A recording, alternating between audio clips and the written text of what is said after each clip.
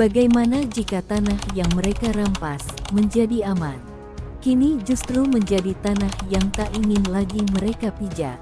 Bagaimana jika kezaliman yang mereka tanam perlahan tumbuh menjadi badai yang mengikis ketenangan? Di saat dunia mengalihkan pandangan dari Gaza, diam-diam Israel mulai runtuh dari dalam. Bukan karena roket, bukan karena senjata, tapi karena sesuatu yang jauh lebih dalam, yaitu kutukan dari langit yang tak kasat mata. Mari kita lihat 5 karma dahsyat yang kini menimpa Israel.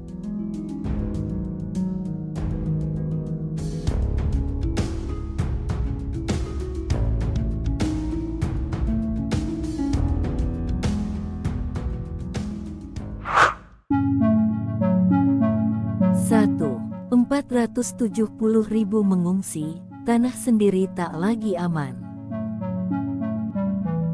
Dulu mereka bangga dengan tanah yang dijanjikan. Hari ini, lebih dari 470.000 warga Israel kabur dari tanah itu sendiri. Bukan hanya dari utara karena gempuran Hizbullah.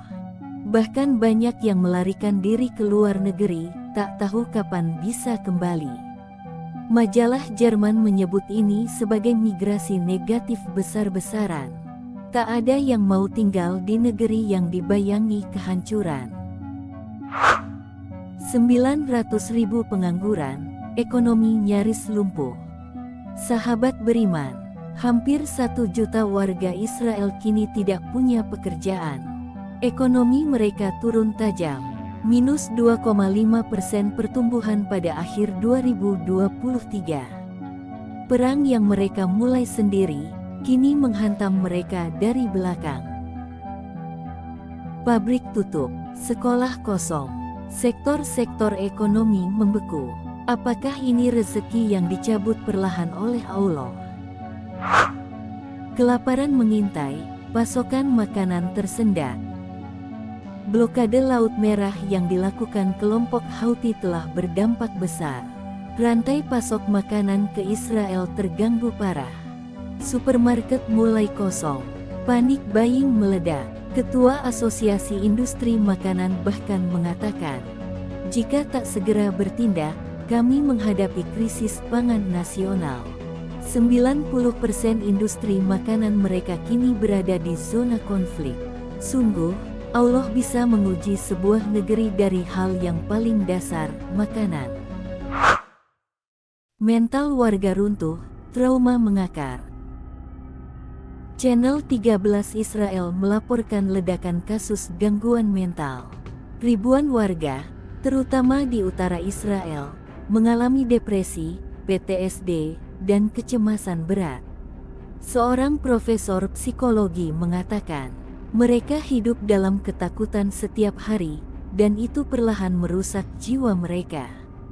Bandingkan dengan warga Gaza, yang tiap hari menghadapi bom, tapi masih bisa tersenyum dan bersyukur. Itulah kekuatan iman. Sementara Israel perlahan rapuh karena hidup tanpa arah dan tanpa sandaran. Rakyat melawan, pemerintah Israel diguncang. Ribuan warga Israel kini turun ke jalan. Bukan hanya protes, tapi menuntut pemerintah menghentikan perang. Kabinet Israel mulai kehilangan kepercayaan. Keluarga sandera bahkan menyebut pemerintah kami lebih berbahaya dari Hamas. Rapat parlemen kacau, demonstrasi meledak, kemarahan rakyat adalah badai terakhir. Dan ketika rakyat tak percaya lagi, kehancuran tinggal menunggu waktu. Sahabat beriman, tak ada kezaliman yang abadi. Keadilan Allah akan datang tepat pada waktunya. Apa yang kita lihat hari ini bukan sekadar berita, tapi tanda-tanda kuasa Allah di balik tabir dunia. Maka jangan lemah, jangan takut, teruslah berada di jalan kebaikan dan perjuangan. Semoga Allah senantiasa membimbing kita dengan cahayanya. Terima kasih telah menonton. Jangan lupa like, subscribe, dan nyalakan lonceng notifikasi. Sampai jumpa di video doa semesta selanjutnya. Wassalamualaikum warahmatullahi wabarakatuh.